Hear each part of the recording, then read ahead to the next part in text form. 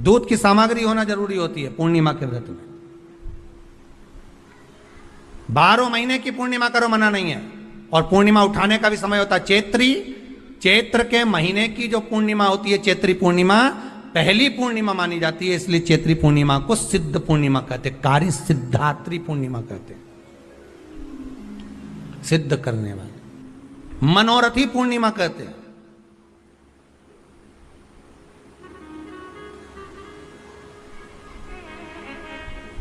मनोरथी पूर्णिमा।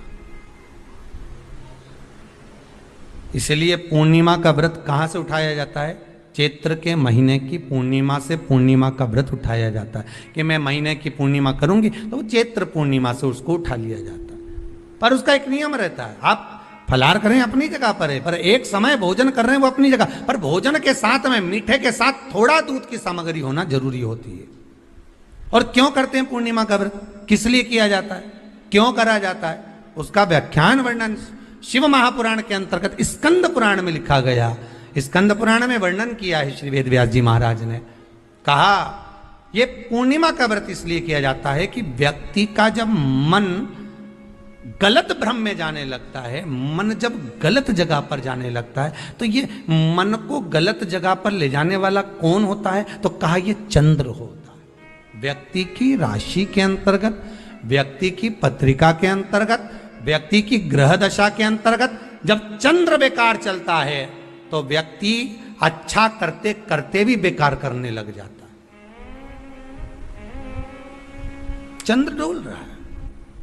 कई माताएं कहती हैं, गुरुजी हमारे बेटे को आशीर्वाद दीजिए, बहुत गलत संगत में जा रहा है। मतलब समझ जाना कि चंद्र गड़बड़ जा रहा है। बेटी अगर गलत मार्ग पर जा रही है, बेटी अगर गलत संगत में जा रही है, किसी अन्य व्यक्ति को आकर्षित हो, चंद्र गड़बड़ हो रहा है, उसका चंद्र कहीं जा रहा है। कोई पुरुष, कोई लड़का, कोई गलत मार्ग पर जा रहा है, चंद्र गड़बड़ हो रहा है।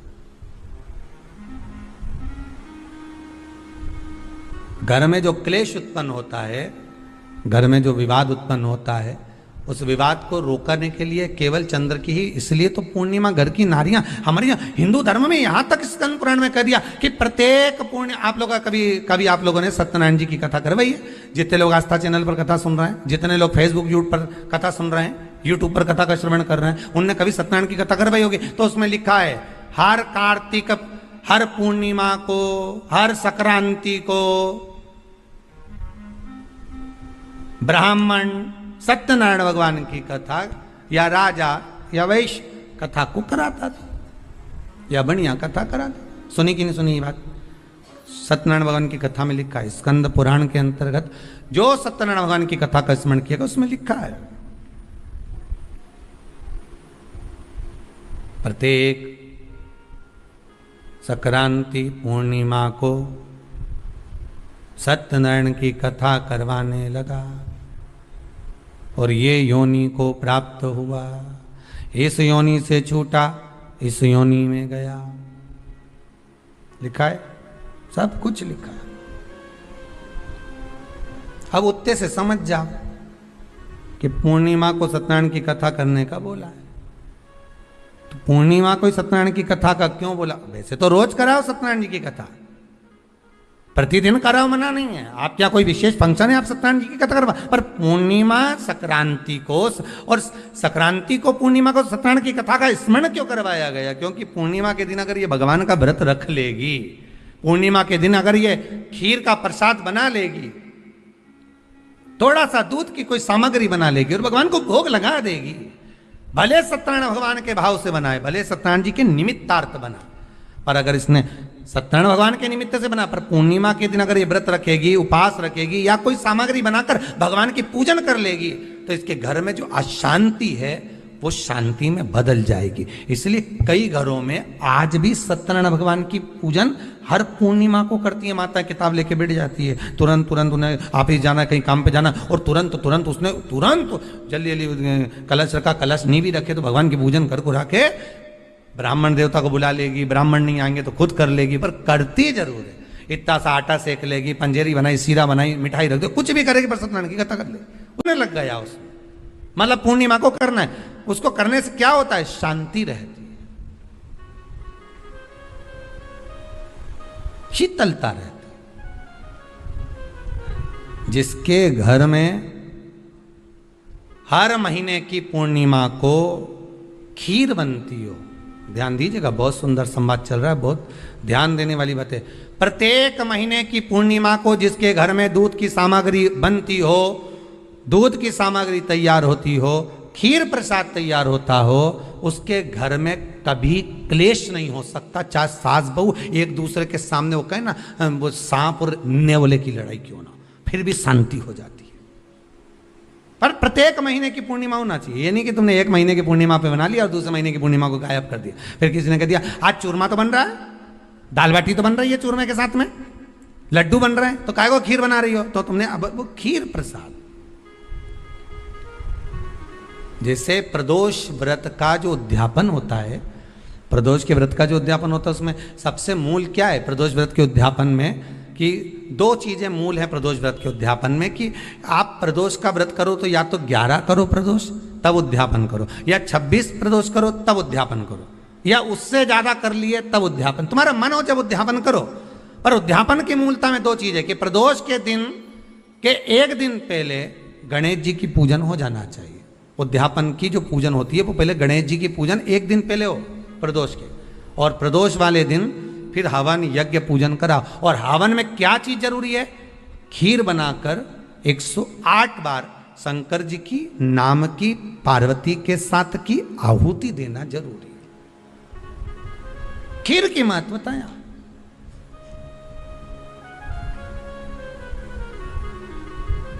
चलो और सहज भाषा में समझिए, और सरल भाषा। जिस समय पर भगवान औघड़दानी मेरा त्रिकालदर्शी मेरा कैलाशी शंभू का आवाहन चंद्रदेव ने करा, कब? जब ससुर ने श्राप दे दिया कि काया का रोग होगा, काया छिन्न होने लगी, टपक टपक कर गिरने लगी,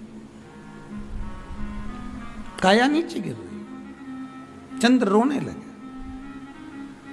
आंखों से अश्रु बह रहा है, आंखों से आंसू बह रहा। किसके पास जाऊं मैं? तब देवऋषि नारद का स्मरण किया। देवऋषि नारद, नारायण श्रीमन नारायण, नारायण श्रीमन नारायण। देवऋषि नारद का स्मरण कर, नारायण श्रीमन नारायण, नारायण श्रीमन नारायण, नारायण श्रीमन नारायण, नारायण श्रीमन नारायण। भाव से गाइए, प्रेम से, आनंद से।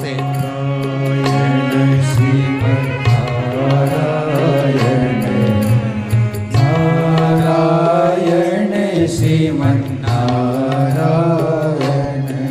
ओ नारायण श्रीमन्नारायण, ओ नारायण श्रीमन्नारायण, नारायण श्रीमन्नारायण, नारायण श्रीमन्नारायण, नारायण श्रीमन्नारायण, नारायण श्रीमन्नारायण।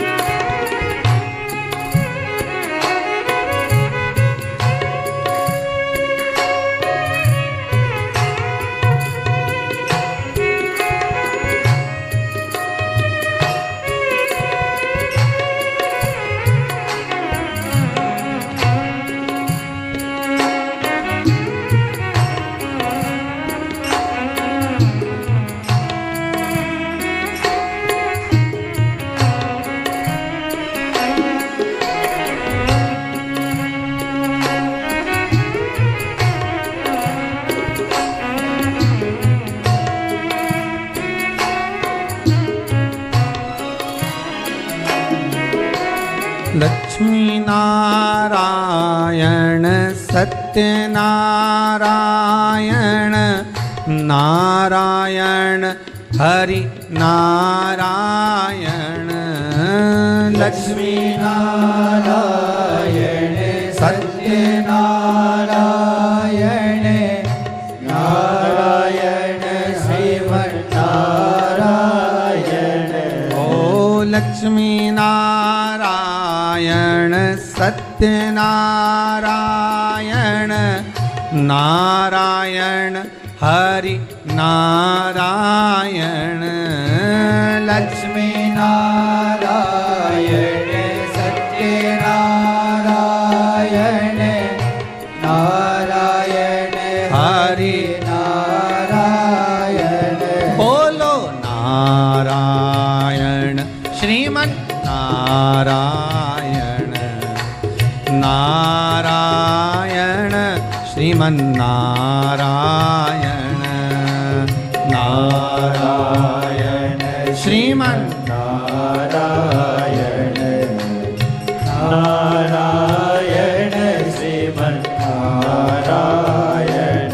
बोलो नारायण श्रीमन नारायण नारायण श्रीमन नारायण नारायण श्रीमन्नारायण नारायण श्रीमन्नारायण।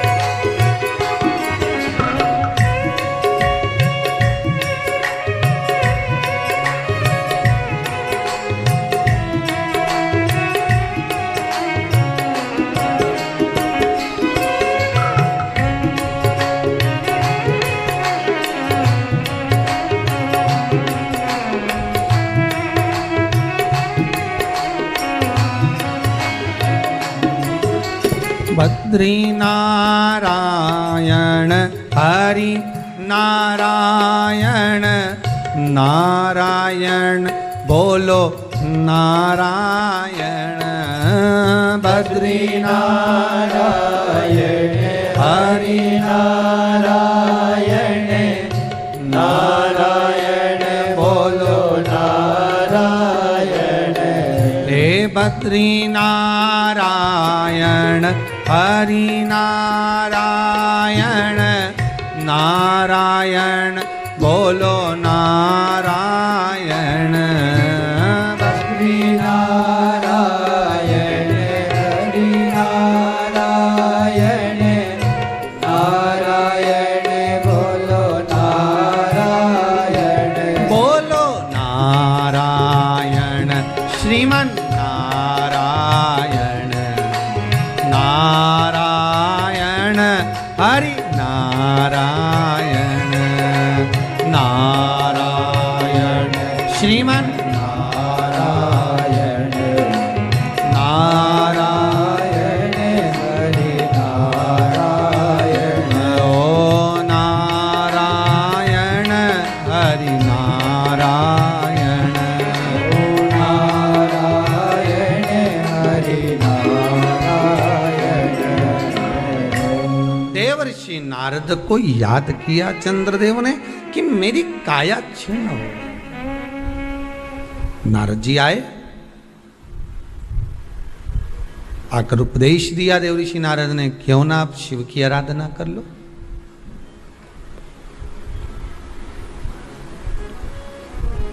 पूर्णिमा का जो व्रत है भगवान विष्णु का भी है तो शिव का भी है, दोनों स्वीकृत है।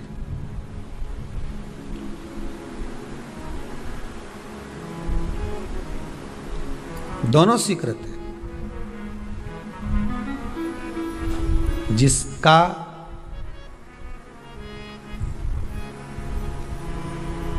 चंद्र आपकी पत्रिका में, आपकी राशि में, आपके स्वरूप में, हर व्यक्ति के संपूर्ण शरीर के अंदर 33 कोटि देवता विराजमान है। अलग अलग इंद्रियों पर अलग अलग देवताओं का निवास है।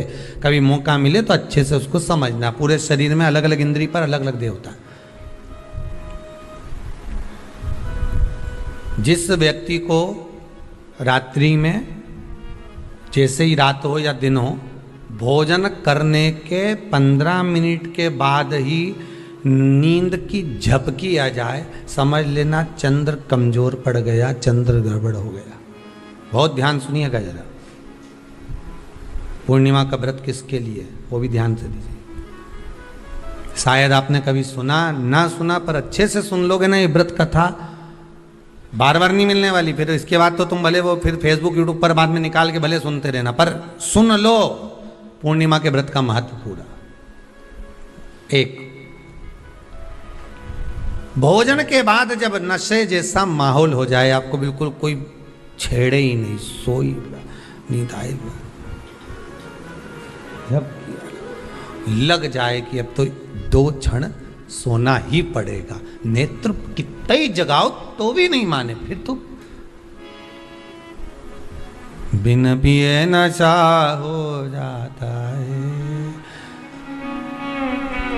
जो बोले भोले गाता। तो ये जब ये चंद्र अपना प्रभाव दिखाता है तो भोजन के बाद आपको डुबा देता है। ठीक है,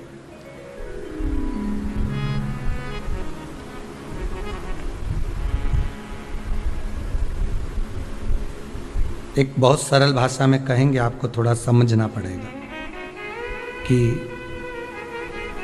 कहीं कहीं आपने सुना होगा कि 14 और पूर्णिमा पे कहीं गया होगा इसलिए ऐसा हो गया। बोले सुना है कि नहीं सुना? 14 पूर्णिमा पे कहीं गया होगा या 14 पूर्णिमा पे कहीं गई होगी तो ऐसा हो गया। क्यों कहते हैं, उसका कारण क्या है? आखिर बात 1400 पूर्णिमा को क्यों लोगों ने बदनाम कर दिया कि 14 पूर्णिमा पे कहीं गई होगी तो बाल खोल के गई होगी, या ऐसा करा होगा तो वैसा करा होगा तो ऐसा हो गया, या ये चीज़ इसके साथ में ऐसा हो गया, या एक्सीडेंट हो गया, या ये चीज़। कारण क्या होता है? क्यों पूर्णिमा और अमावस्या के समय पर ही ज़्यादा एक्सीडेंट के योग बनते हैं? क्यों पूर्णिमा अमावस्या के अंतर्गत ही ज़्यादा कष्ट के योग बनते हैं, बीमारी को पनपने के? कारण क्या होता है? उसका क्रम क्या है? कारण क्या है? उसका एक कारण है आपके चंद्र की महत्वता घट जाना। जब चंद्र की महत्वता घटती है तब जाकर शरीर में कहीं ना कहीं रोग की मात्रा बढ़ जाती है। रोग अपना प्रभाव चंद्र के कारण दिखाना प्रारंभ, पर मन में बेचैनी नहीं हो, बेचैनी रहे, नींद नहीं आ रही है, कुछ मन में ऐसा लग रहा है कि कुछ होने वाला है, मन में स्थिरता नहीं आ रही, समझ लेना कि चंद्र गड़बड़ हो गया है। अब इस चंद्र को साधना है तो शिव तत्व में जाना पड़ेगा।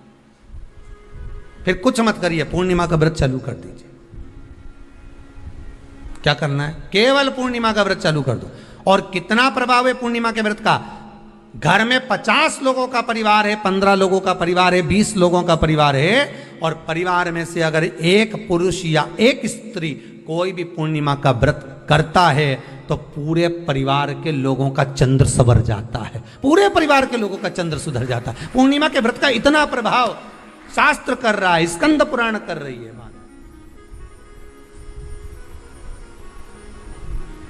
पर व्रत कब से लेना है? पूर्णिमा का, चैत्र की पूर्णिमा से। ठीक है, नहीं तो तुमने सोचा इतना महत्व सुना है पूर्णिमा के व्रत का तो मैं तो आज से ही नहीं खाऊंगा, छू आज से ले लूँ। तो ये हर कोई सब तुम्हारा मर्जी पड़े, तुम तो आधी रात को उठ के भोजन करने लगो तो ये कहीं वर्णन नहीं है। तुम तो आधी रात के नहा लो तो ये कोई महत्व? तो हर चीज़ का एक समय होता है कि इतनी बजे उठना, इतनी बजे मंजन करना, ये करना, ये समय पर फलाहार करना, ये समय पर ये, तो ये सब चीज़ का एक समय होता है, हर चीज का एक समय।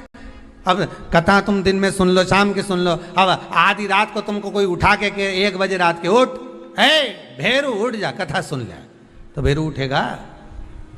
और आधी रात को भेरू उड़ भी गया ना तो तुम्हें भेर भी बना देगा। है? कथा सुनने वाला है।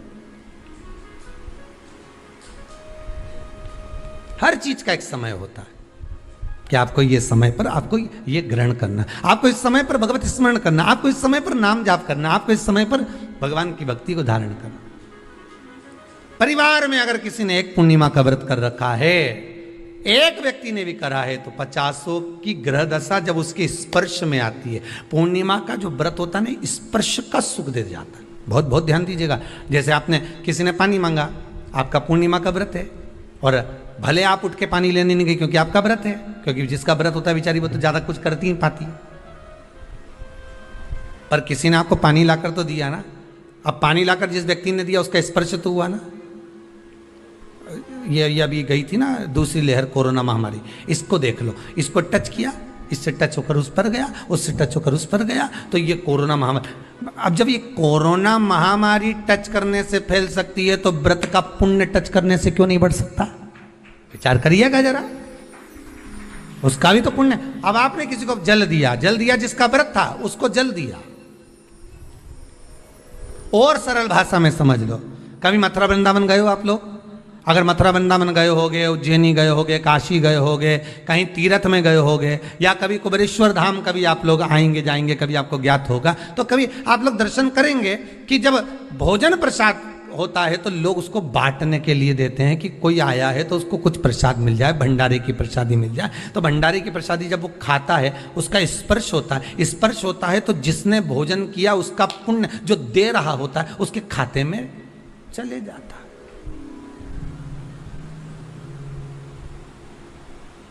उसके खाते में गया वो।